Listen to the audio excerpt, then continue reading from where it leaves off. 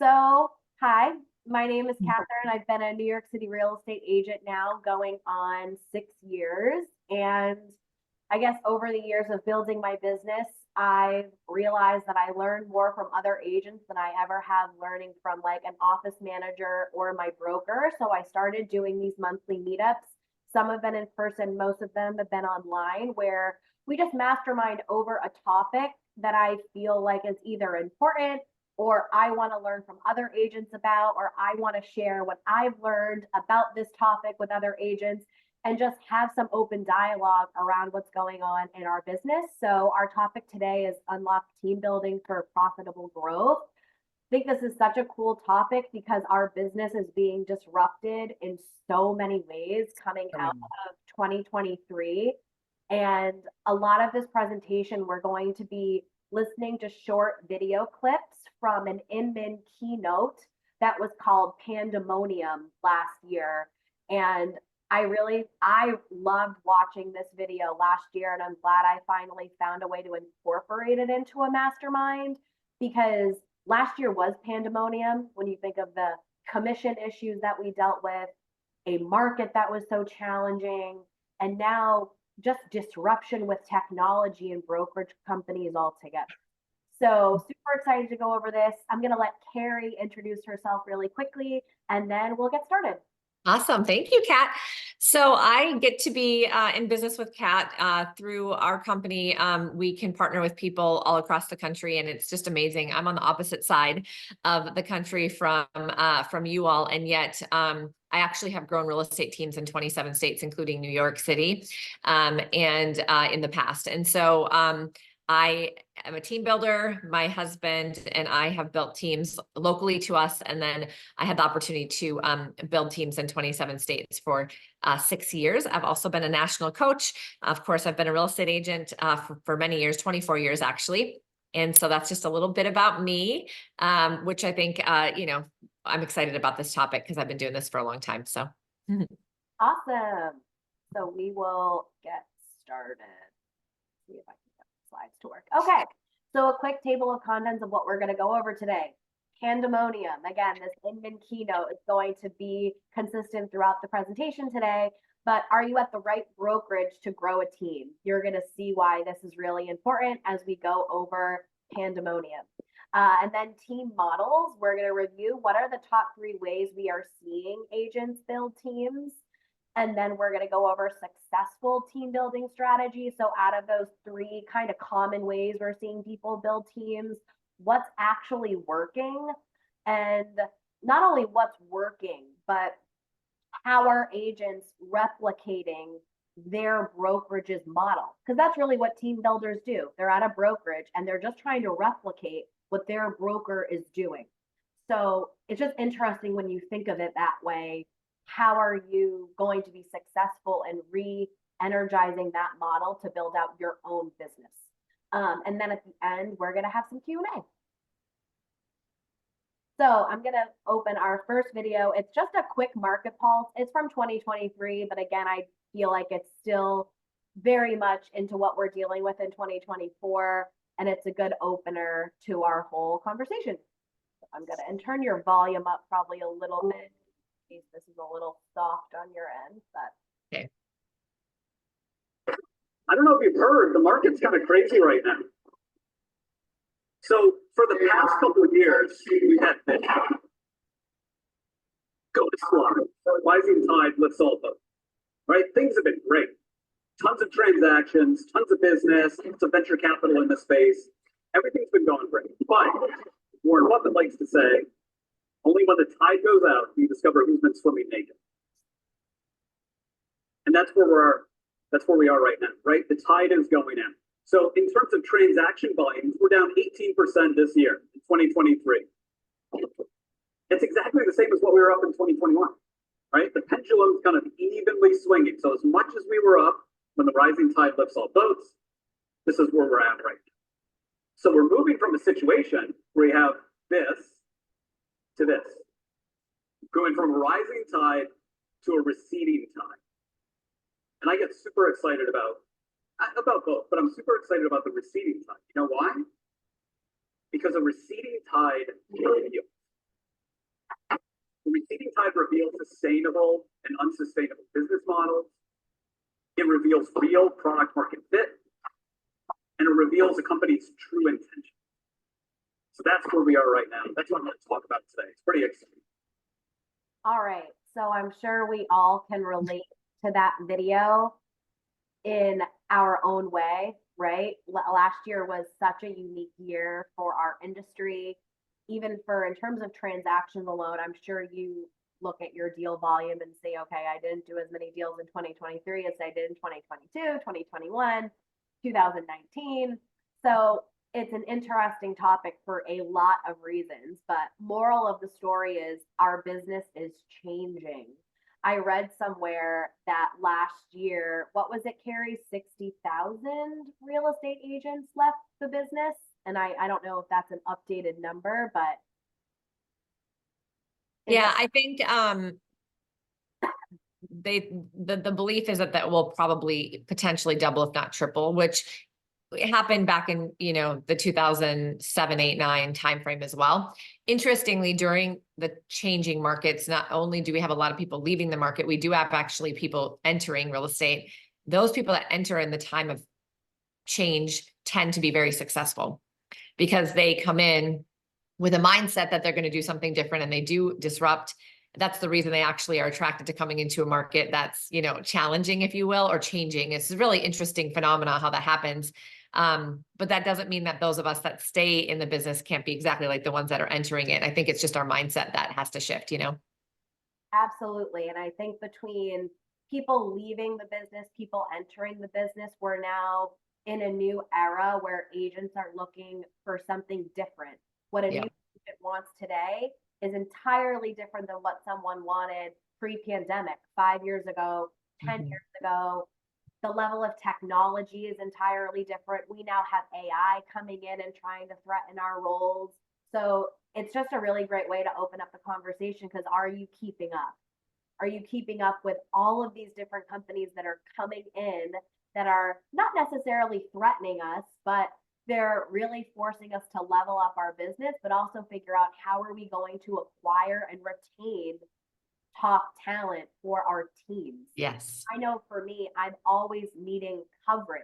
I can't be at 3 different showings all at the same time. How can I retain and attract agents that are going to speak knowledgeably to customers? They're going to build rapport and they're going to know the market and they're going to want to understand our business. I find that to be the biggest struggle in team building is finding the right talent. And I think at the end of the day, finding the right talent and retaining the right talent comes down to the resources and what value you're bringing them ultimately. So yeah, Kat, I was just going to share something. I heard this from a coach years ago before I started team building, and it stuck with me. And it's valid in any market and with any sort of disruption.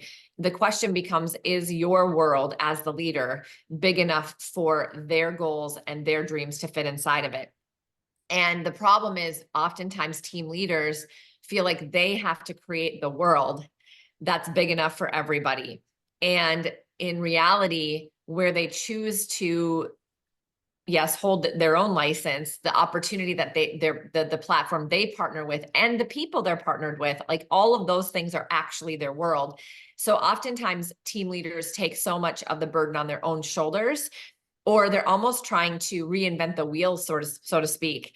And that's where it really becomes difficult, challenging, stressful. My husband and I have done this before. We had 20 agents in one state. We had, 10 in the other state. And we felt like there was just a limit to what we could even offer inside of the brokerage we were at.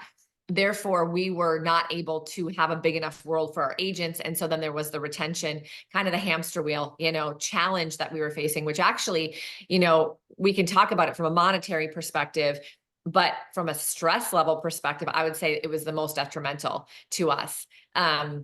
Because what we really wanted was to be able to stay in relationship with the people that we really, really liked, that we had been training, instead of just training our competition and watching them leave us and then having to start all over again, because that was emotionally exhausting just as much as it was financially. So. Yeah, no, totally. And I think I put these 6 here just to be blunt, right? What do you need to build a team? Let's go back to the basics. You need money. building a team is not only going to require money, but it's your labor, time, emotions, stress. It takes a lot of time to really build out a team, that you're really building out a business. You need a competitive commission split as the team leader.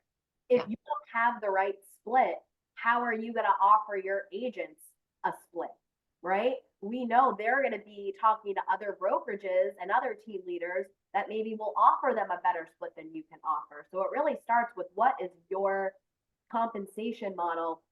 And do you have the right split to then be competitive within this new marketplace that we're in? Seems obvious, but it's just a great reminder, because agents have lots of choices now with where they can go.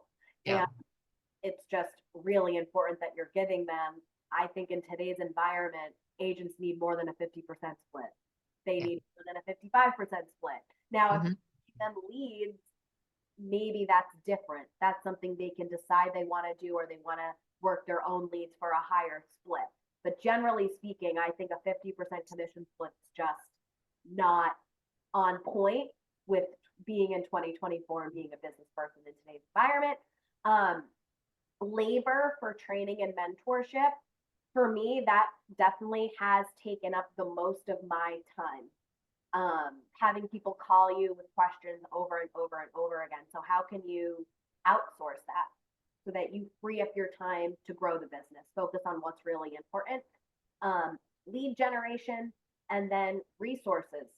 What are agents needing? Are they needing collaborations, trainings, masterminds, access to brokers, understanding of disclosure forms, co-op board packages, negotiations, all of these things, right? So these are, I think, the foundation of what you need to build a team. Does anyone have any comments or thoughts on this before I move to the second page, or are you good for now? Yes, Josh. Hey, hello everyone. Happy to be here. Yeah. So I think you touched on the idea for like number 3, that I think you're feeling or understanding that agents need to be at more than a 50% split. So also, I'm not sure if you kind of mentioned something for the point number 2 as well, like a competitive split for the team leader. What would that look like? Mhm. Like what's kind of developing these days? Yeah. For personally, now this is just my opinion. So you can prove me wrong if you see success in another way, by all means. I think a team leader needs to have a minimum of an 80% commission split. I just don't see how the numbers make sense for you to make money, for you to actually earn revenue, if you don't have at least an 80% split. And in addition to that, I don't know how it works anymore without some sort of capped model.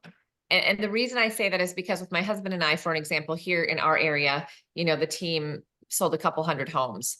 I've got a business partner down in North Carolina. His small team did 300 sales this last year. And when he moved to partner with us, the thing is that the split was very low. The split was 5%. But when you're doing 300 sales, 5% is a lot of money.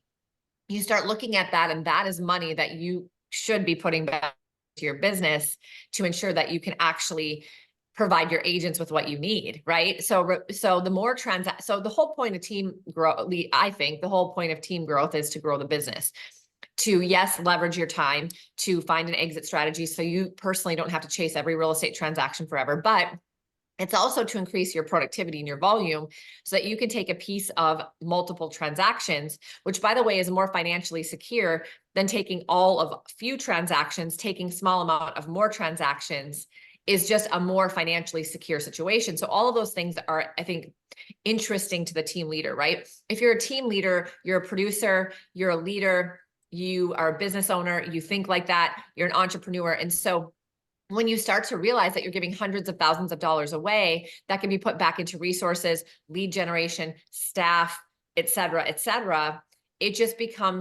just difficult, because now you're at a disadvantage to your competitors who are out there that don't have to do that, right? So I think competitive split for a team leader, ideally in the market that we're seeing now with a lot of the progressive companies, it's a capped, you're only paying so much. And in some of the cases, you're not even paying anything, because if you're a good team leader and you have production, they're compensating you accordingly, and you're maybe at 100% or 100% plus. I think that's the way of the future, because if you're going to attract the top talent, they want to build something bigger than just themselves, and they need a financial model to do it. If we start thinking about our commissions being cut, possibly, on the buy side, as we look at some of these things coming down in the industry, and who knows, right? We don't know what's going to continue to disrupt, but with technology changes, we have to keep adapting as realtors to feel like we can bring value to the client. And if the client feels like we're not worth as much, we could start seeing some of our commissions, squish a little bit, right? If that's the case, then we need to be able to keep as much of our money as possible. And the pie, if you think of the pie as the whole commission, you just cannot have too many slices in that pie, because it just at the end of the day won't make sense for you, but it also won't make sense for your agents. And if you have to sell your agents on something that you don't feel good about, it becomes a really stressful situation for the team leader. That's my 2 cents. I don't know, Kat, sorry, that was probably a long answer. Oh, and like, just to give, I think Joshua knows this because he's been on other calls. Like, Dahlia, I was with Brown Harris Stevens, very traditional, old school, but recognized legacy brand in Manhattan. I had a high split at Brown Harris Stevens. I had 70% commission split. Guess what? I couldn't build a team there. It wasn't profitable. Go ahead. Dahlia has a question. I have a question, because I'm actually struggling with this as well. I'm at Compass. The bar is high for splits. So basically I have to make, like 500K to 700K to keep my 70% split. And then before that, I was at Keller Williams, where, there is a cap. I mean, they even offer me to go for like 85% for the first, I don't know how long. And then, and then you cap, and then you're 100%, which is a much better place for the business model. But my struggle is always the branding, because the Compass branding and what they offer seems to be, like pretty high end, which is what I want to attract.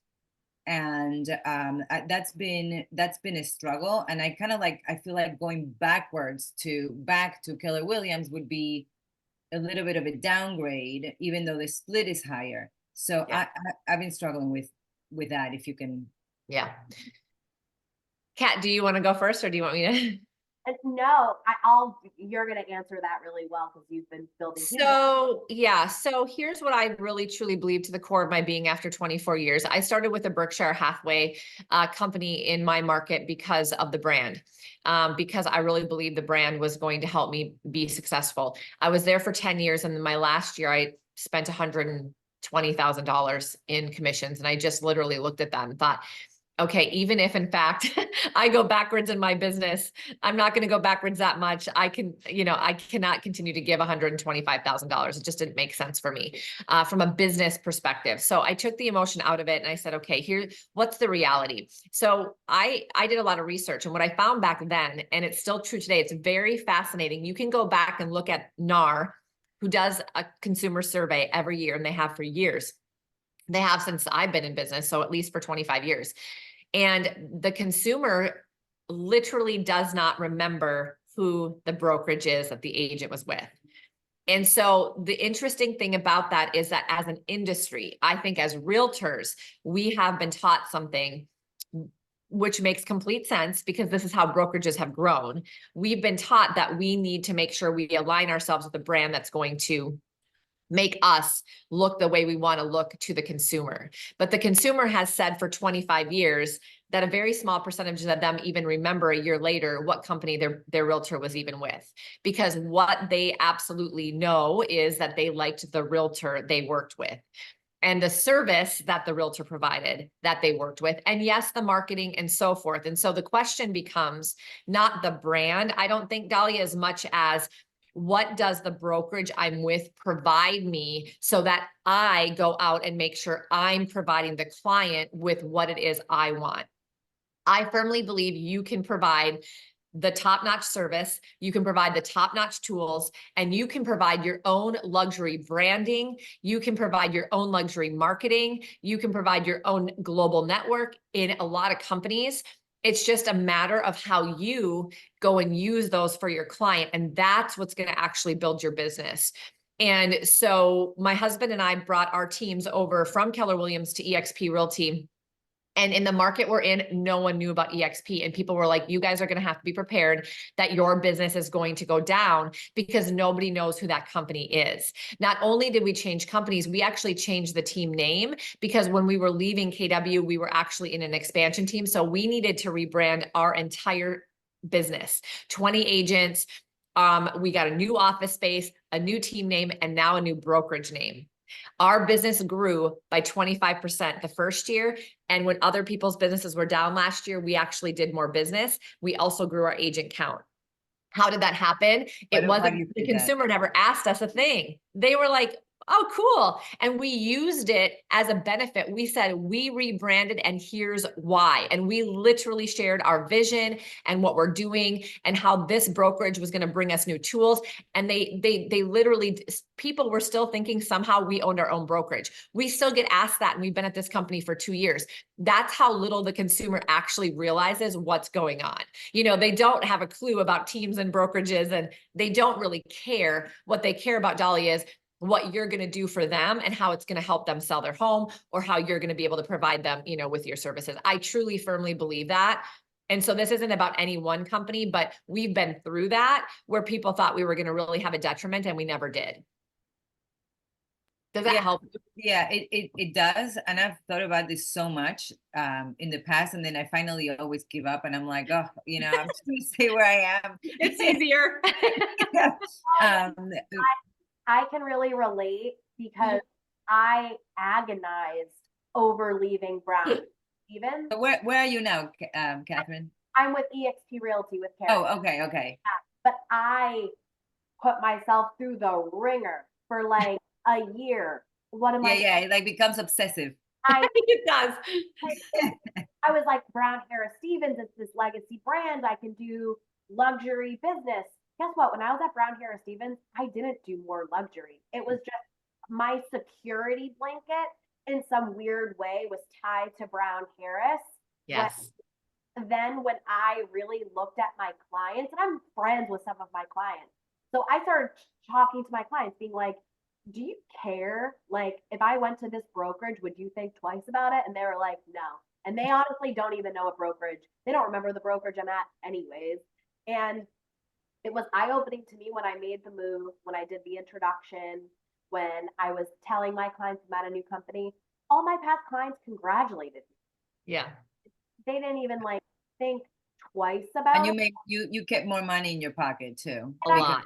That's exactly how Because 70%, and you know, having to reach that threshold is I mean, last year I had to do that all by myself because my team members weren't producing as much. Yep. And That's a lot. Next video we're going to show you is going to be very eye-opening because Inman happens to compass as part of this next little bit that he goes over. But look, that is such a traditional old school way of approaching an agent. That's egregious for you to have to do 500 to 700,000 in GCI to earn 70%. Yeah. Think about that. So then the other question is always like, well, maybe I shouldn't have a team. If like, then the question becomes, okay, so do you stay with that and not have a team, or do you, you know, go somewhere else where it's more team friendly? And they do have teams there. It's just like they, you know, they're very big agents. Yeah. I think the question is, why did you want to build the team in the first place, right? What was it that inspired you to do that? And I would hate to have an agent after, 12 years of coaching agents. I've had many of these conversations, and I always say the same thing. And it's really true. If there was something inside of you that wanted to do that, if you want to be a leader, if you are a leader, if you like to help other people, if you want to help more clients, and the only way you're going to do that is through a small or mid-sized team. If you want to create a legacy, if you don't want to chase every real estate transaction yourself forever, then you probably should still move forward with a team. It's just a matter of, how can you actually do it so it doesn't create more stress and, more, you got to do it in a way that makes sense. Otherwise, nobody got into real estate to fail, and nobody got into real estate to be stressed out 24/7 and not profitable. That just doesn't make any sense. And so I do think what Kat said is really telling, and I've never heard it said this way before, but a lot of the brokerages that people stay with for a long time, it is absolutely a security blanket, but to be honest, it's a very false security. It's not real. But because we get so comfortable, and any sort of change is unnerving, you know, we just lean into that and we have all the excuses like, well, they're better in luxury. They're this, they're that. My clients maybe won't work with me. The reality is, even if your business went down by 25%, you'd still make more money at some of these other companies. So, you know, a lot of the, you'd have a better quality of life, you'd work less and you'd make more. And so, you know, I think it's just what our mind does, right? And it's very normal. Everybody's mind does it. And so it's trying to keep us safe from harm, and change feels harmful because it's unnerving and anxiety driven. But at the end of the day, staying in a limbo space, Dahlia. So from a psychological perspective, as a coach, I coach to a lot of psychology. One of the most unmotivational spaces you can be in as a human being is in limbo of making a decision. It's one of the most stressful and a place where you have the least amount of motivation, because you haven't fully committed in your mind and heart to anything. It's like you're halfway in where you are, like you're there, but you're not 100% bought in, and you're thinking about other things, but you're not there either.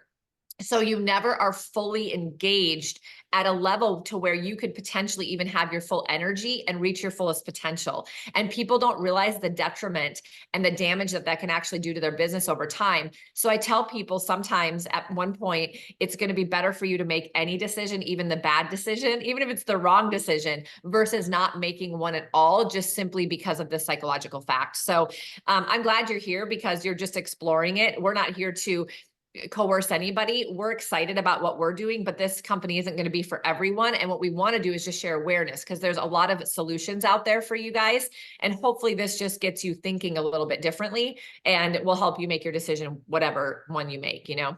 And before I play this next clip, Dahlia, you're going to really like the different team building models. Like the team that I'm building is self-organized. And I don't know if you've ever heard that term before, but it's not a traditional team. And that may suit you better regardless of what brokerage you're at. If you feel like having such a structured team is maybe not a good use of your time. So we'll talk about that in a little bit. I'm going to play the next video.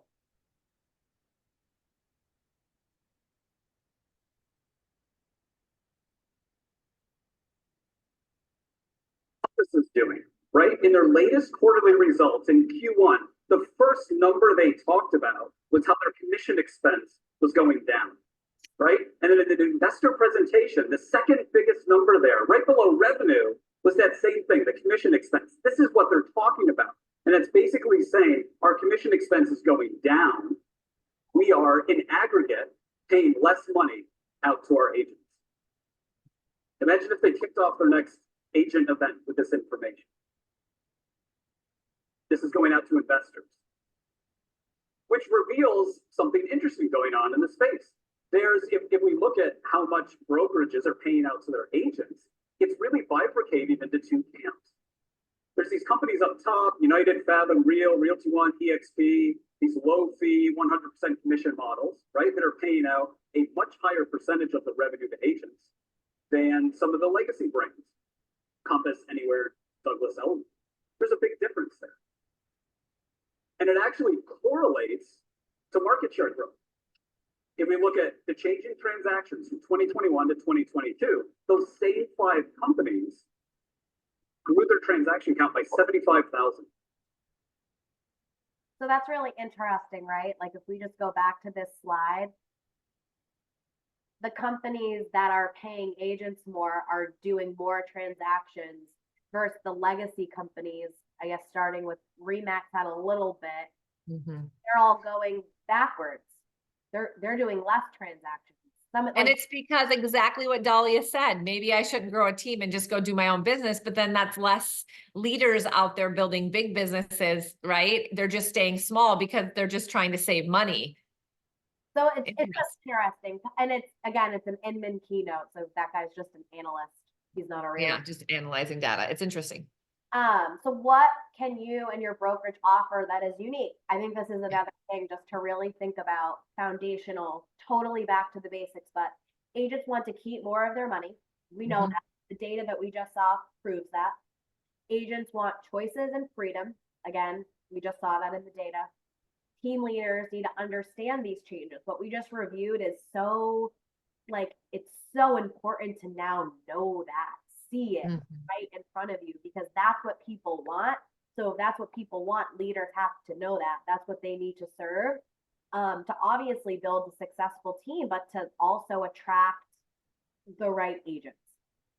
So before I go on, any other questions or thoughts you want to chat through, or good for now? Or Carrie, any other comments here?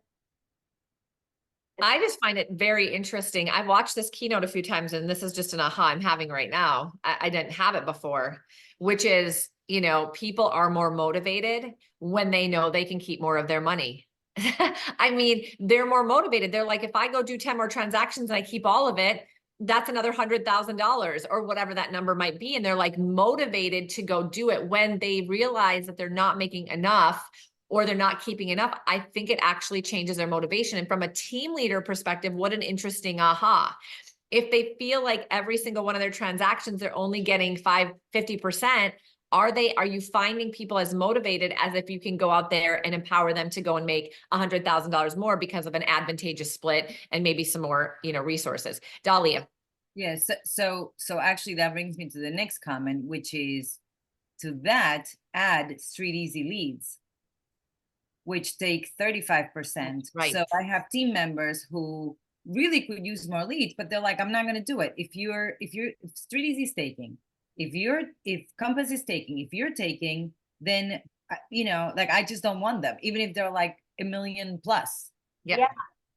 So now it's like, it's even harder to find someone that will want to take the lower end leads, and I have them, and then if I don't take them, then my score goes down on Street Easy. So like it becomes like you're trapped. Dahlia, we gotta get a drink together, or You guys do. I was gonna say you and Kat need to talk. I know, it's so good. No, but Street Easy, that was one of the main motivators for me to move to EXP. Was I was a top performer in their experts program, and I was getting on all these different calls with my business analyst with Street Easy. And when I was making the move to EXP, it was to monetize that program to the max. Like, I was like, I have these leads. I know the language, the content. I have all the sequences for follow up built out, but I want to monetize it. And now that I'm at EXP, I can actually monetize it because I have agents that want the lead, because everybody can make more money off of them. Yeah, and also one of my things is that I want to raise my price points. So I'm really using Street Easy for my price points. Yeah. But I'm not netting as much either. No, look, that income's really nice because you can help a newer agent that doesn't have their own leads, and they need to build business somehow. But it's residual income that I want to build for myself so that I'm not chasing deals for the rest of my life. And it's really great because, for example, this weekend, I have 6 different buyer clients that all wanted to see properties on Sunday. All of them, all on Sunday.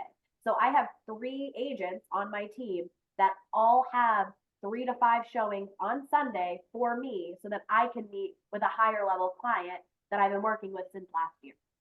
And they're all expert leads. And it's great because I don't have to do the running around.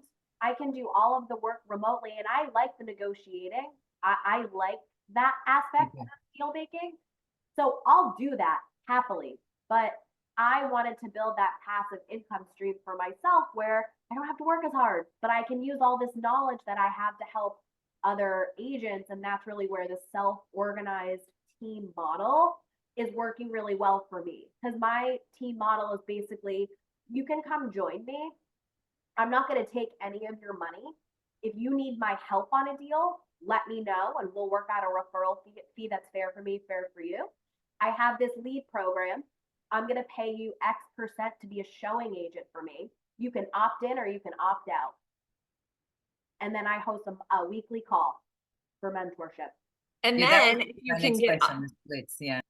Yeah, I was saying then you can partner with other producing agents and then you guys can collaborate and work on the higher level opportunities because we have a lot of other lead generation opportunities that you can focus on luxury. And then the reality is though, all of these like Street Easy leads, if they get under contract, are now in your database that are going to become a repeat client later, and most likely they're going to grow in their sales price, right? Because that's what people do over time. So it's like you don't want to forego building the database either by just focusing on the luxury. And if you can do both, that would be a perfect world, right? So now you have that leveraged income coming in from these other agents. They're grateful for the opportunity.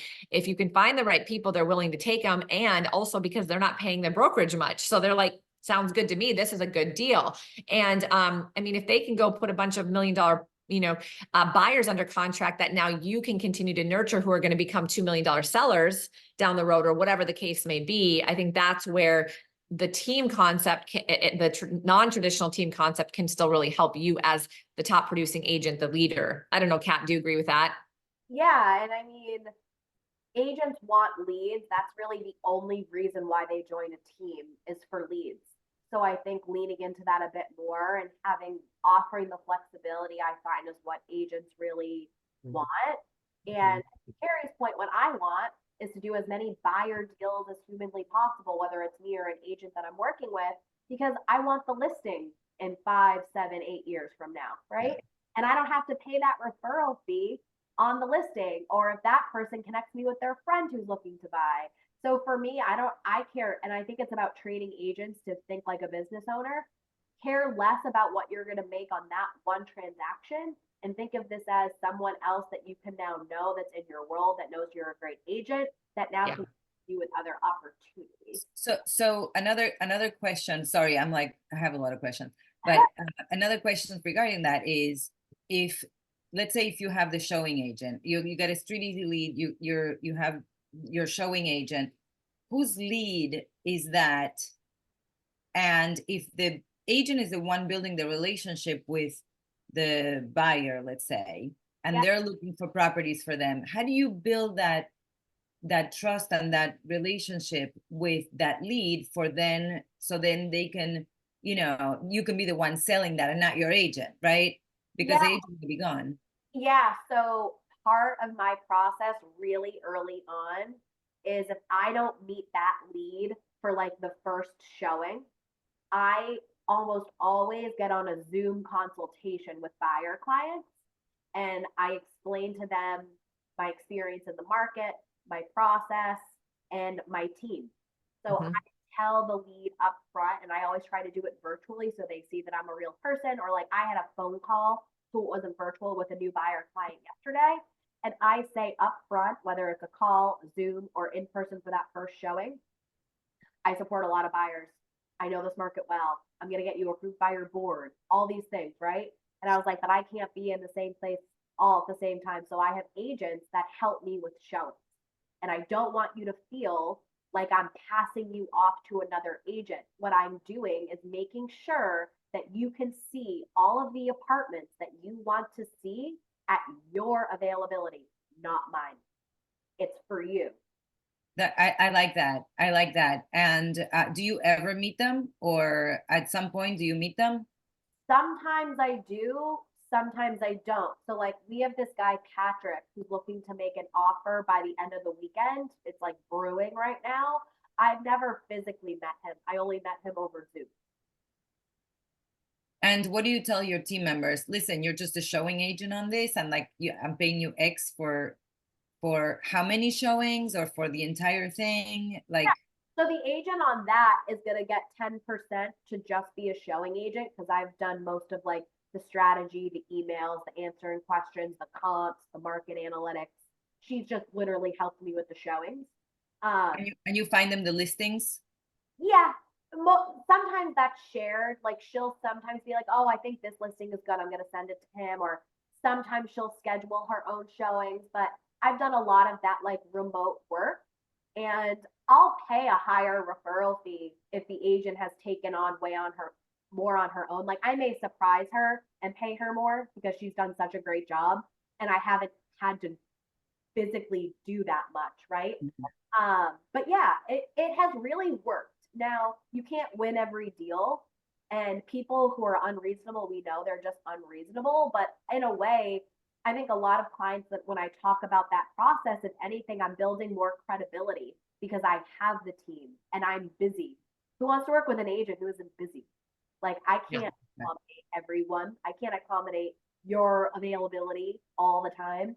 And I And you're think busy because you're good. So then they should know that, you know, that's how I lead with it. Like I couldn't meet this client that I met before on Sunday because I'm already meeting these other clients. So I had to tell him like, look, I have appointments already booked. When you want to see these, so Anira is going to show you these apartments. If anything, it's a plus. I think so, because think about this. When you get referred to a doctor, for an example, I always use this analogy because they were the best of the best. Let's just say, a heart, specialist, and you want to make sure that you're going to somebody that you really feel is going to take care of you. It might be 2 weeks to a month before you can get an appointment because they're that busy and you're like, just put me on a cancellation list, but I want to go to I don't want to go to the heart specialist. And if I call them tomorrow, they can jump to my appointment, because that makes me feel like there's no appointments there. Why is nobody going to them? And I think that in our industry, we have downgraded ourselves so much to like be on every beck and call and every whim. And in reality, psychologically speaking, that's not a good thing. People want to feel like you're in demand and you're busy, because then psychologically it makes them think, oh, this person's good, I want to work with them. And so our mentality is, oh no, our service means if they say come tomorrow, I go tomorrow. That's our own mind telling us that. Their mind is actually going to tell them, well, I wonder why she can just jump and go to every appointment that I have. Even if they don't like consciously realize that that's their thinking, subconsciously they are. So I think that that is a huge deal. And then if we have really good people that we believe that we can find these opportunities with, like Kat has, and it works because they're not paying much to the brokerage. Okay. That's why, and they're getting other things. So really quickly, like when you asked about like what things stand apart, we have affordable healthcare. Out of our 20 agents, 15 of our agents saved monthly money coming over with us. And a couple of them didn't have health insurance. It was a very big burden. They were worried about it and actually got health insurance. Like these are the competitive edges that we get to give to our team members. They actually have something that's kind of like a 401k. 5% of each of their commission checks goes into an account with a 5% match, basically, because it's a 5% discount. It's liquid cash and they can pull it out anytime they want. We had multiple team members who had a couple months where their business was bad last year. They pulled it out and paid their bills. We had one girl who had a major repair in her car with $7,000. And she's like, if I would not have been here at this company, I don't know what I would have done. I would not have been able to repair this car. And my business, what would I have done with my real estate business? Her and her husband are in this full time. She actually pulled out stock from her agent equity program to pay for her car repair and was able to keep going. These are the kinds of things we can't offer at other companies to our agents. And so if we can grab a higher level of talent, then retain them, it's going to make our lives a whole lot easier. And it's going to actually create a passive income stream and a future, exit strategy, where otherwise we're just on a hamster wheel, replacing this talent over and over and over again. It's never an exit strategy if we have to keep doing it over. It just makes more work for us, right? That's what my husband and I were like, what are we doing? This is craziness, right? But we did it for many years because that's what we do. But Yeah, and I think this is the perfect segue. I love this clip. Netflix, the Blockbuster. I've also heard the Uber versus the taxi drivers. So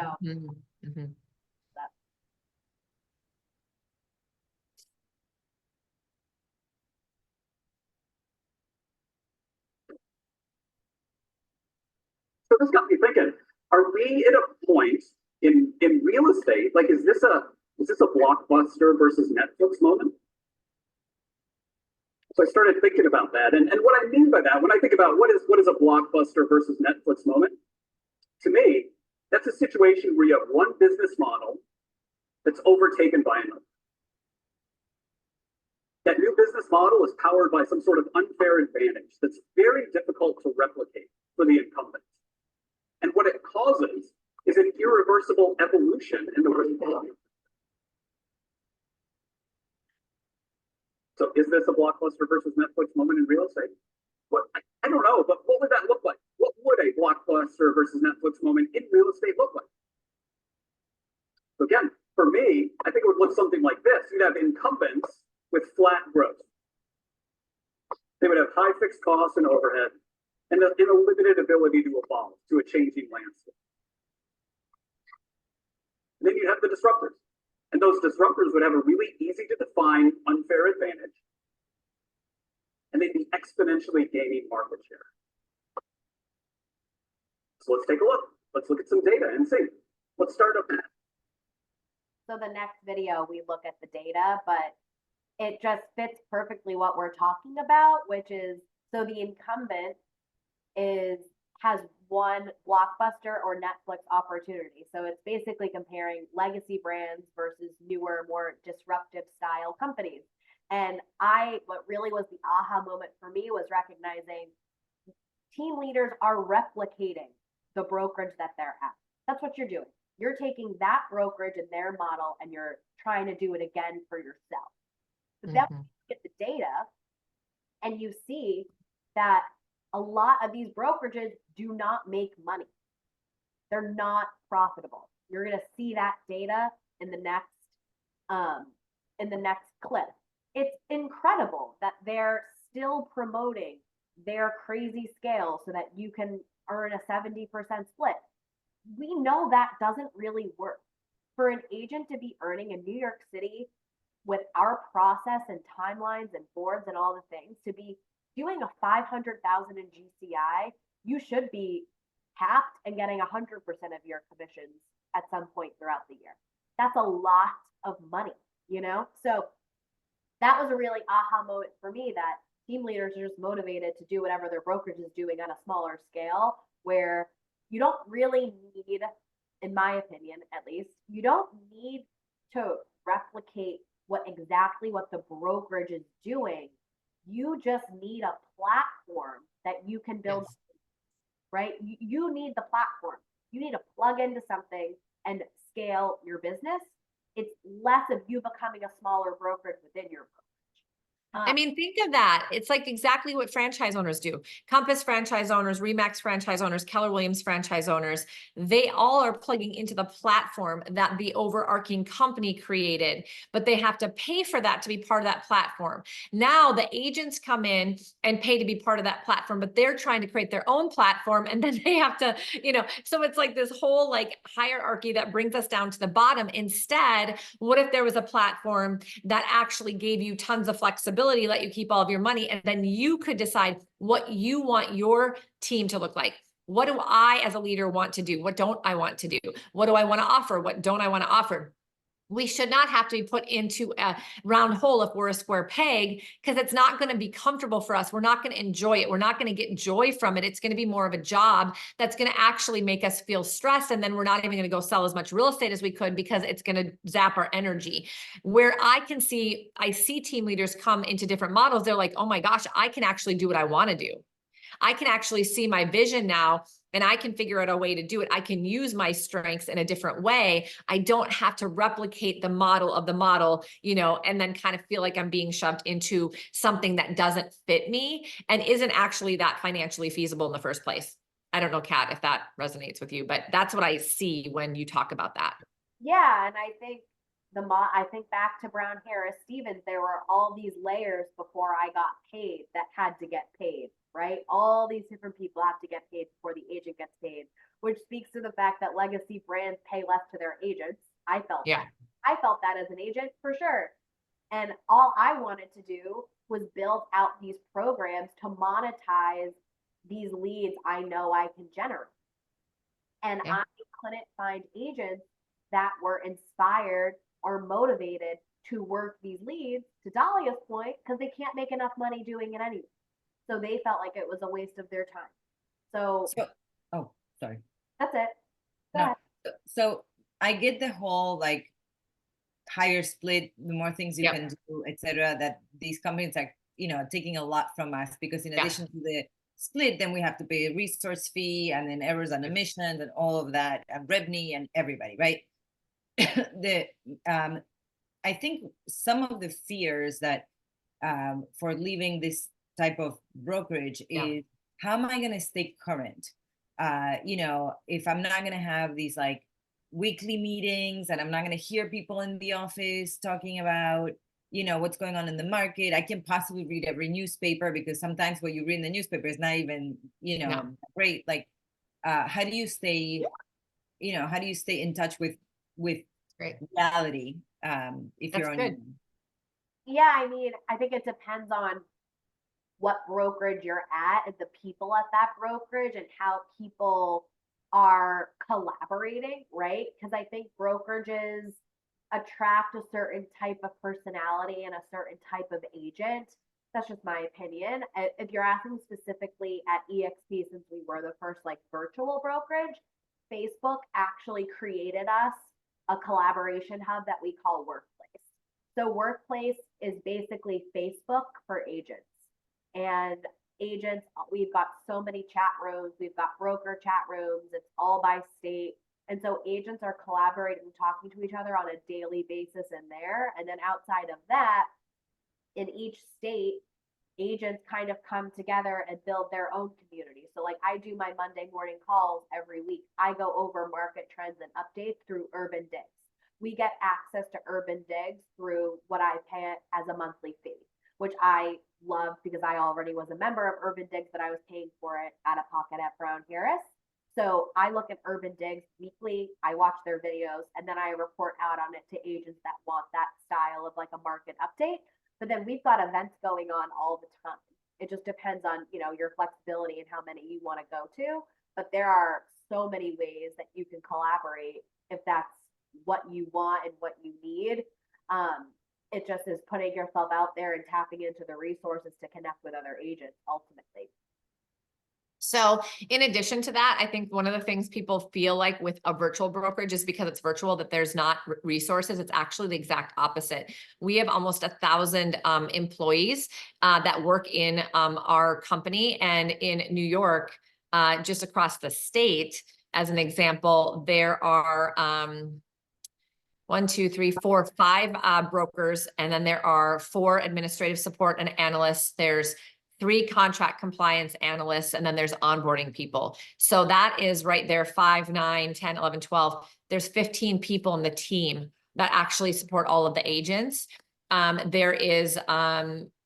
Everybody has their cell phone. There's always somebody on call, and they actually do regular trainings all the time. So you were asking the question about, well, if I don't go to my office and get my meeting, there's an actual weekly state meeting, and there's also New York City meeting, and there's also separate New York City agent groups. And then in addition to that, you can actually open your world up to people outside of your area. So New York City is obviously huge for global, transactions, global growth, international growth. And so we actually have we are the fastest growing luxury. We have the fastest growing luxury division across the world of all companies right now. So people don't really realize how much luxury we are doing and how many luxury agents we're attracting across the world. But we've got actual workplace groups where you can market your properties, your luxury properties, to global investors, international buyers in the click of a couple buttons. And this is part of your listing presentation now, right? We have an entire luxury division. All of our luxury agents, if they become part of it, get their even an upgraded CRM. We get different signage. Everything is different. My husband and I just joined that because we do a lot of luxury here where we are. We have a lot of people moving here for second homes and so forth, because of our lakes and our mountains and all the things. And so we can give you a tour of that. But I think the reality is that it's just a misinformation. It's just, we're not used to it. It's different. So we feel like it must mean something is, it must mean that we don't have what we're used to now, but we do. We actually have a tremendous amount of support. And then additionally, like Kat and I talk every week, and we don't live in the same area, but we can actually talk to each other about what's going on in the market, what's going on across the country in different states. I've got partners in 27 states and we talk all the time. We do a weekly coaching call. So accountability coaching. Hey, what are you guys seeing? What's going on? We give each other referrals. I've got a ton of partners in Florida, for an example, North Carolina. A lot of our New York agents end up giving referrals back and forth. And so it's pretty cool because now we don't have to just be surrounded with direct competitors around us in this little brokerage. We now opened our world up and we could actually talk to people in Miami who are doing luxury. We could talk to people in Dubai. We can talk to people wherever we want to, literally. And people do on a regular basis. And that is something that people don't talk a lot about in a virtual brokerage that is extremely powerful if you plug into it. And you can learn things from other people in different markets that you can't learn if you're just focusing on your little thing. Now, New York City has a lot of its own nuances and changes and things like that. So the broker team does a fantastic job of keeping everybody up to date on that. But honestly, even just being around other like-minded agents like Kat, if you guys are talking about what you're seeing and what's going on a weekly basis, you know, that's what you accomplish in your meetings, right, at your office. And so it's really about who you surround yourself with. I firmly believe people oftentimes, and I think New York City might be a little bit different, many times they leave people and join people more than they leave companies and join companies, because it's the people around you that can support you, can coach you, can connect you, can help you. And I think that there is a little bit more about the company presence in New York City that's different than other parts of the country. At the end of the day, as long as you're with the right people, I think that you'll always have the right information. That's just a firm belief that I've always had. Yeah. And question for Kat though, do you ever see other colleagues? Like, is there an office that you could potentially go to, or like, So what's your actually, community like? EXP has a relationship with Regis office spaces. So Regis is kind of like a WeWork, just another company. And so my office is at the Paramount building, right at Times Square. It's right off of Broadway. So I plug in there a couple times throughout the month to connect with some agents on my team, do trainings. A lot of times though, we'll meet up after showings and like grab a coffee together to just catch up. So it's not necessarily something that has to be at an office. We also do a lot of remote work sessions where we're all together just plugging in, but like we'll meet at the Moxie Hotel. We love working out of the lobby there, right? So we'll grab a coffee, we'll all work together out of the Moxie. Or we'll work together out of 787 Coffee House in the East Village because they've got a really cool workstation next to where the coffee shop is. So we meet up and see each other. It just doesn't really have to be in like an office necessarily, but we have Regis available to us. So, and that's, you can have access to Regis even if you're traveling somewhere. You can go into any Regis. Yeah, my question was more like with other agents in the company, so you can get. Oh yeah, probably more so virtually like this.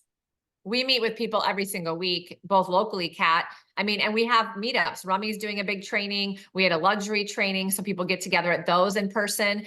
But there are New York City meetups with EXP agents pretty frequently, and they're all posted in our New York State group, so people can go to them if they want to. But they also do things in the virtual sense all the time. So every week the agents locally meet up. It's just in virtual, in New York City specifically. Thank you. Yep, Joshua has a question. So I love this conversation and appreciate it a whole lot.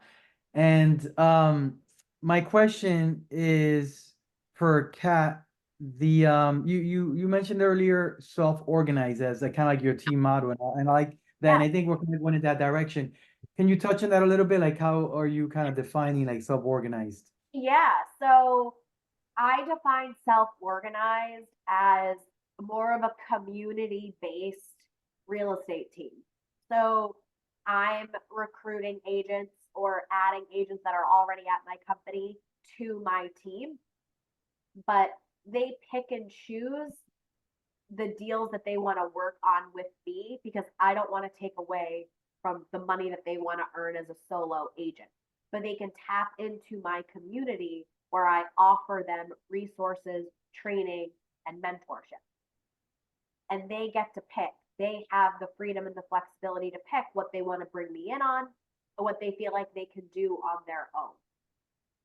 So an example of that is when I'm talking to someone that's interested in working with me, I say to them, I have a lead generation program where I can give you buyer leads. It's your choice whether you want to opt into that program or not, but you will be offered X referral fee. And the referral fee is really based on their experience level. So that is an aspect of joining my team that's a bit more structured. If they're going to take leads from me, I'm going to get a piece of that action, but they're getting something from me. If they generate their own lead, I don't need to take any of their money. If they need my help, then yeah, we'll work out a referral fee. It's all kind of case by case based on what they're working on and where they feel like they need me and where they don't. But being part of my community gives them access to my Monday calls, my masterminds, having someone to call when they need help and are in a total panic because they don't know what to do about a certain deal or situation or other agent they're dealing with. And it gives people a way to work with others. Another part of that I would add is I've got partners doing the self-organized team. We're doing it here where we are in North Idaho.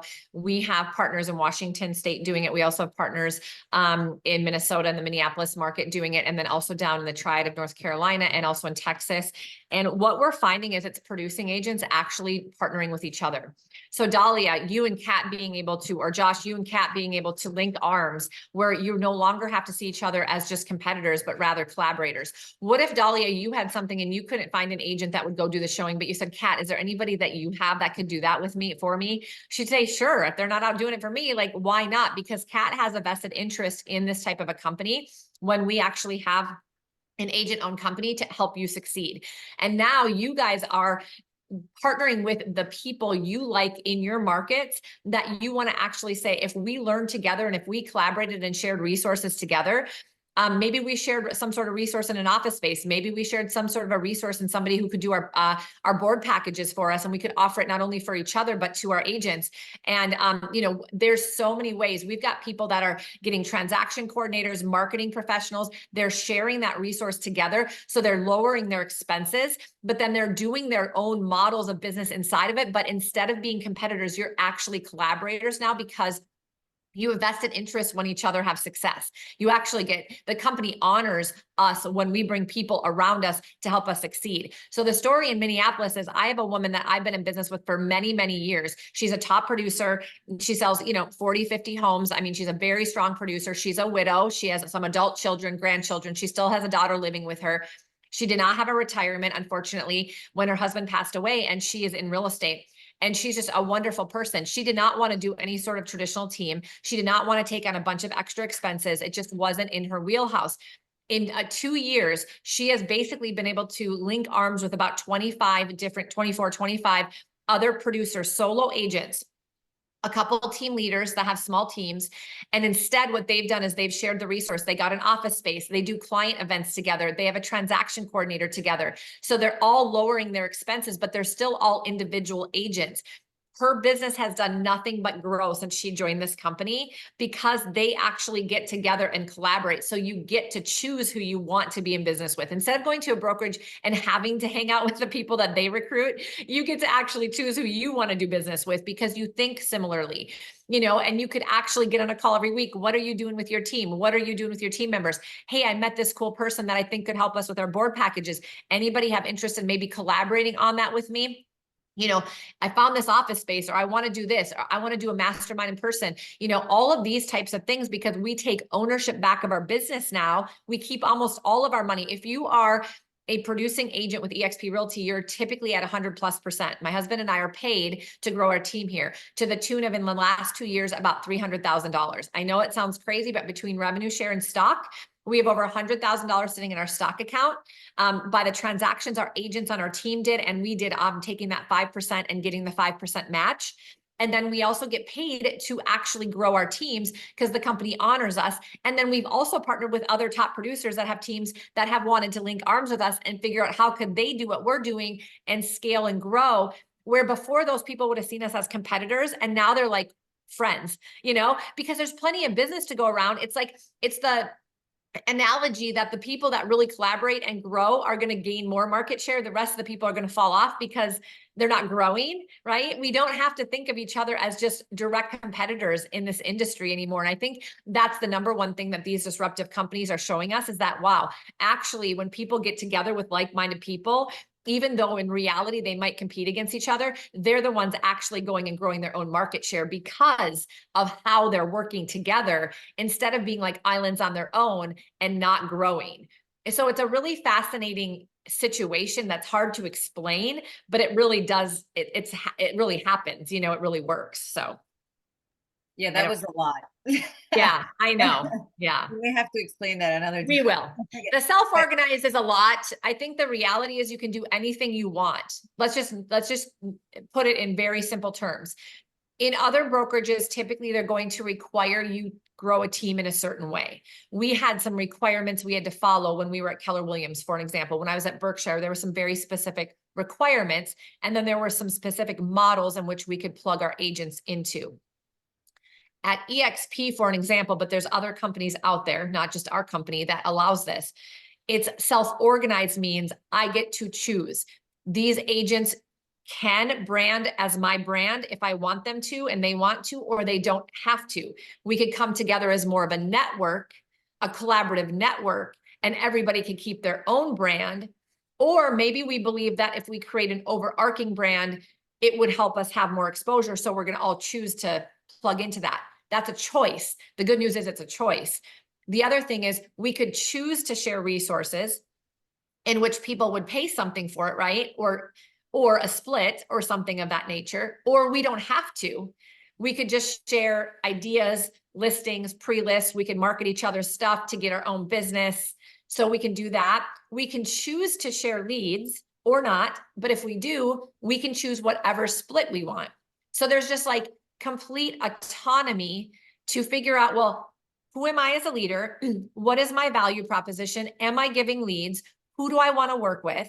And then when we identify those things, what I do, and because I've been doing this for 12 years, is I help people figure out, well, based on what you have and what you want and what you like, it seems like this might be a good way to do it. And so then we can strategize on, for you, what would that look like? Because now you're actually forming something around who you are and what you want versus trying to force yourself into something that isn't quite in alignment, because you have true autonomy, And right? I think the self-organized team, why I really lean towards that, is because you can recruit or try to get agents Yeah. that are higher performers, Yes. that are not looking for a structured team leader that's going to earn X amount off their back every single transaction. Right. So I am more competitive because I can try and partner with these really great solo agents who have a business that add value to my community, right? Because I'm not going to take away from them if they don't need me, but they may want X, Y, and Z, which I can partner with them on. So maybe Yeah. we'll do 2 or 3 deals a year together, and they'll do the rest on their own. Kat, what are your price points usually? My like sale prices, Yeah. anywhere from 500,000 up to like 3 million has been where my deals have been. Okay, so that's kind of like what mine is. But I mean, I find that being a team leader is a lot of responsibility. So this is probably a way to, Have you know, less. but when they ask you all these questions, then they really suck the time from you. So, you know, Hopefully you can leverage the broker team though. They do training every week. They do contract training. They have their cell phones. So the whole idea, you guys, is that you should have a support team to leverage to. Yes, if you're the mentor, you need to answer some of those questions, but you should also have like different ways that you can, push them to get answers. I've now learned, and this might sound mean, but it's just the truth. People that are a thorn in my side and call and ask me millions of questions, but are not performing, not showing up to my calls, not doing the training, not taking my advice, not reading all of the emails that I send out that are value for them to read, then they don't get all my time. Mhm. I protect my time. That's how I'm a leader, is I protect my time and I reference something that they should read that I had sent out a month ago. Mhm. And it sounds harsh, but some people need to hear that because part of being a strong agent is being resourceful. When I Mhm. think my first couple of deals, I did a lot of deals in my first 6 months as a full-time agent. I somehow like landed on some really good leads and I made it happen for myself. I Googled so many questions to find the answer. I did it Yeah. on my own. And training people how to be resourceful is how they're gonna figure this out. They can't, I'm not their lifeline. They gotta do it. They have to put in the work. And I think part of collaborating with others is a great way because maybe you've never had that talk with someone, but I have. So like I could have that talk with them, right? Like I lean on Carrie, for example. She does accountability coaching on a weekly basis. I don't do that, but Carrie is my partner. So agents that I work with call into her accountability coaching. That frees up my time. I don't have to do it. Carrie's doing it, right? So that's just an example of how it works. And I would just say to end with that, because I know we need to move on, is my husband and I with our 20 agents, what we noticed when we moved over and we were able to give a much better split, we were doing a 50-50 split within our team originally, and we brought it all the way down to 25%. They saved money on their healthcare. They got the stock. They all of a sudden got this huge raise, and we could up our expectation of them, if that makes sense. And if they didn't want to be that agent to take it to the next level, that's okay. They didn't have to. But when we started to grow, because we grew by almost an agent a month. People were just coming to us, or team members were referring agents that were looking at a different opportunity. They were higher producers that were more resourceful. Why? Because they are the people attracted to a 25% split with all the resources. You know what I mean? And by the way, we actually did the self-organize. And so some of them are top producers where they're going to get their whole cap back. They didn't pay the company anything, and they only paid us X%. And we did all the admin, all the signage, all the listing marketing. They probably couldn't have even made that much money had they been a solo agent on their own, because they would have had all those expenses, right? So, but we still made money because the company actually paid us to make money, or paid us when we brought them to our team, but then we also made the split. But then in addition, we have the stock option. So we get paid 3 ways on growing our team. So it allowed us to pass through that savings. I guess what I'm saying is we tend to attract a lower level of talent that aren't as resourceful, because they're the ones attracted to a traditional team where they make a little bit of money, because they're not independent, they're not go-getters. We're actually recruiting employee type mentality agents in an entrepreneurial setting, and that never works. So now we're recruiting entrepreneurs who just want to be in business with and link arms with us and get some leverage. And we go and we run with our own goals in mind, and they're more resourceful. They're less needy. And if you, Dahlia, and Josh and Kat and me, we all have different strengths. Now, as a group, as a network, Josh could say, well, I'm going to do a training on technology once a week. If anybody wants to join in, send your people. Dahlia says, I'm really good at luxury. I'm nailing the luxury division here. If anybody wants to come learn, I'm going to do a twice a month. I'm doing a call, and everybody can bring their agents to that. And Kat says, I'm crushing it with Street Easy and this model and this, and she's going to do something. And then I say, hey, if your agents need more accountability, send them to me on Thursdays, and I'll hold them accountable. I'll have another space for them. And so now all of a sudden, we don't have to wear a bazillion hats as a team leader, because we have other partners that we can lean on that will do things, because we all have a vested interest in each other's success. That's literally how this model works and exactly how we set it up. But if you can do it locally with some really cool agents, as well as nationally, I think that's where the game changer is. And that's really what Kat and I are out to do, because we're seeing it be successful, and we're really excited to find other like-minded people that might want to do that with us. So, but in general, we're passionate about just helping people keep more of their own money and figure out how to build a team, because it's a struggle and it's a real one. And I think that people just don't know what they don't know, so. Yeah. Yes. I gotta jump off. I'm sorry, I gotta jump off really soon, but I know Carrie, you and Catherine know I'm with Keller Williams. Just wanted to Yeah. share that now, because I don't think Dahlia knows that. I'm working with my wife, Daisy DiLamata, who's the team lead, and I'm helping her with the team building and recruiting and all. Yeah. But yeah, I'll jump off in the next couple of minutes because I gotta go to Okay. a meeting. But yeah, appreciate you guys and Thanks. this Nice to see you again, session. Joshua. Yeah. Yeah. I'm going to open this so that you don't miss it.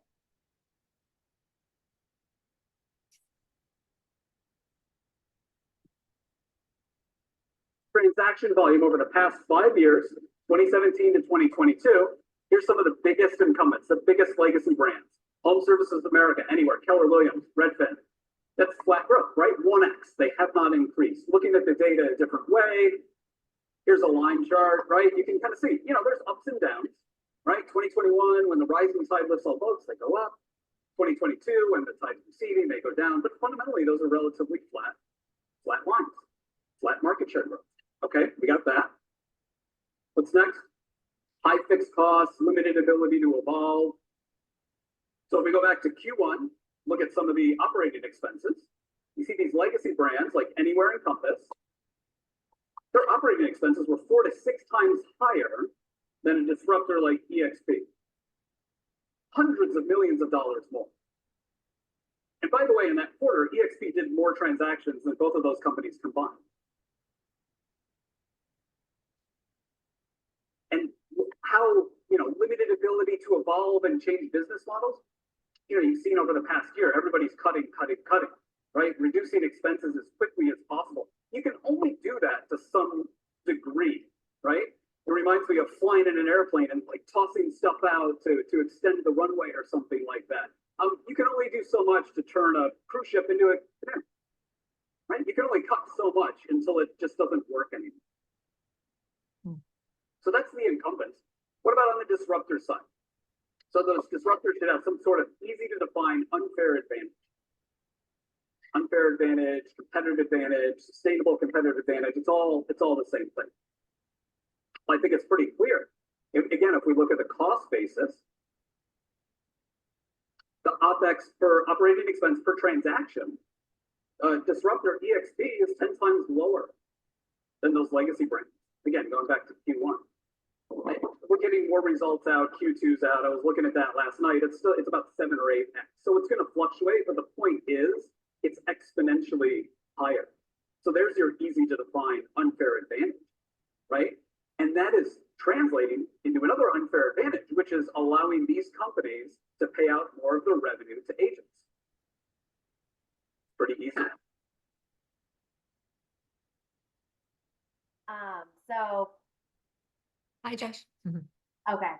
But yeah, I just think this data, it was so eye-opening for me when I first watched this, and I hope it's eye-opening for you, Dahlia, if it's just information that you didn't know. I feel like as a New York City agent, I feel like I'm sometimes in a bubble because I only think of like New York City and these big brands and like they're the best, and these companies like hound you and tell you how amazing they are. I remember when I was getting recruited by several of them, and then when I started looking at these real estate statistics on like a national scale, I hadn't even heard of some of these major brokerages just because they're relevant in New York City. But it made me realize like, wow, I actually want to speak as like a knowledgeable real estate person. And I started educating myself on these other companies that I'm sure our clients know about because they all haven't lived in New York City forever. And it was just really eye-opening for me. So I hope you're getting something out of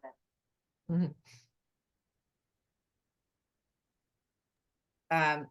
I mean, I understand you're trying to pitch the EXP, but I get it. I mean, I didn't know this is what this was about, but Well, and there's other companies too. I think that just opening your mind, if you want to build a team, like don't think the struggles are just you. I guess the point is the struggles Right. aren't just you.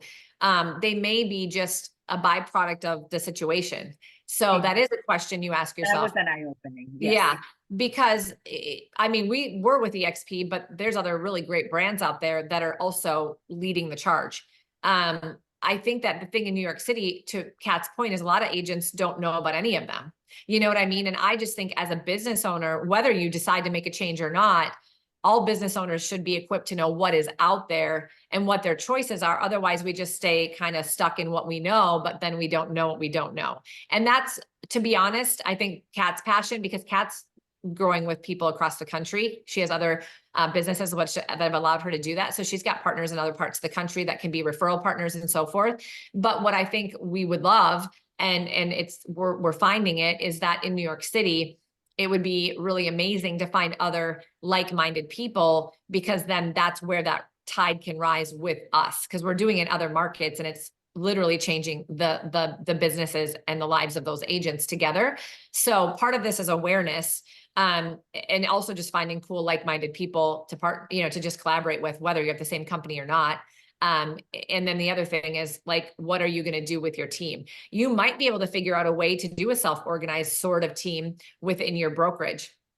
Maybe some of the ideas that Kat does with her showings assistants are helpful to you. Maybe you don't do a traditional team. I don't know what your specific situation is, so we wouldn't be able to answer that question, but it's possible, to even just think differently about how do you run your team and who are you attracting, Dahlia, because that's the core fundamental of it. Yeah, sometimes I feel like they bother me, Yes. Like It's, I didn't say that as it's like, I mean, you know, I'm just being honest, like, you know, Yeah. like they sit next to me, I'm like, you know, it's like, I can't focus. I gotta get my own leads, you know? Literally, it's true. But Yeah. but so I mean, I'm curious to continue this conversation to Yeah. see what's right for me, you know? If, would you be interested, Dolly? And this is completely up to you and I'll let Kat run with it. But if you are interested, because the first thing you said, and I think the biggest concern for you too is about like luxury, you know, that is your goal. You want to continue to grow your average sell price. You want to continue Yeah. to grow in that area. It would be interesting if on your own time, you just wanted us to send you something that you could do a little bit of research, like what does that luxury look like? Would I be losing a lot of what I have right now? Those are all really important questions for you to ask, you know, and to explore yourself without any sort of pressure. Because if that's an important goal, then that is what you should do. In fact, you should find other people that are doing higher end luxury that maybe they're just not doing as many transactions and say, look, how could we maybe partner together? How can we continue to help each other? Because apparently we're in the same, you know, we're on the same growth pattern here. And it would just be curious to be like, how could I create some sort of self-organized team in that way? Because that's really where my passion lies. Dahlia, what I'd love to see for you just as a human being is you're not feeling bothered by the team growth, because all of us have felt that way as team leaders. If we're not in alignment with the people and the way we're doing it, that's very common. But what about if you get excited about who are the people you get to hang around with? You know, what if they brought you energy and ideas and vice versa? Then that changes the entire game for you, not only financially, because it will show through in your financials, but in your quality of life and how much you like your work. And there's a lot to be said about that. Like, we don't want to be doing something that we don't like. That's not why we got into entrepreneurship, you know? Right. Yeah. Like I feel like I have luggage right now. Yes. Yeah. It's like dragging you down. Yeah. Yes. But okay. So I mean, could I go to one of your meetups if, you know, if when you have them, or I mean, Kat, maybe you and I should talk. Yeah, you guys should talk for sure. And Kat, I'll just send something because we just signed up for that luxury too. And I think you maybe did too, but we could give a little tour and send that over to Dahlia. There are a couple of things coming up in New York City too, even just to meet with, like, I don't know if you're going to them, Kat, but you guys could chat about, you know, meeting other people too. And just, Yeah, let me I'll shoot you an email with when I'm in the city. Maybe when I have some appointments this weekend actually, maybe we could just get together and grab Do a you coffee. live in New York? Do you like? I moved to New Jersey last summer. Okay. Okay.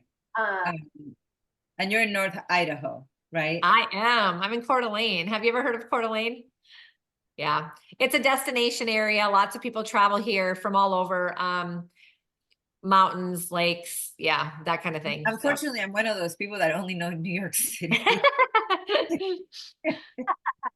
I'm literally, if New York City is right here, I'm like literally like right here. We're almost the exact same, I would say, you know, part in the country, just opposite sides. So That's fun. That's Yes. fun. Yeah. yes. So I'll let you guys go offline to figure out when you could maybe meet, but we do have some other things that kind of sounds like maybe even if you could just do some meetups, meet some other people. That was the other thing, is how do I engage with other agents? How do I stay relevant? So I think you and Kat could chat about that locally. We can send you some stuff on just the luxury stuff if that's interesting to you. And then the whole like self-organized traditional team, I think, like you said, it's kind of a lot to digest, but it may be like some further conversations, like how do you really, if you could do anything in building a team, like what would that look like? What kind of leverage are you trying to achieve? What, you know, what do you want it to look like? Because Kat and I could just hypothetically like talk with you, like, well, this is probably what we would do. And this is what we're seeing other agents do as far as splits or who you might recruit and these conversations, Dahlia, would not obligate you to anything. I just want you to be really comfortable in that. Like, maybe we teach you something and you go, cool, I'm going to go try this at my current company first and see how it works. That's great. I think Kat would just be happy to know you because it sounds like you guys have a lot in common, and if we can bring you a little bit of information, it's what we do.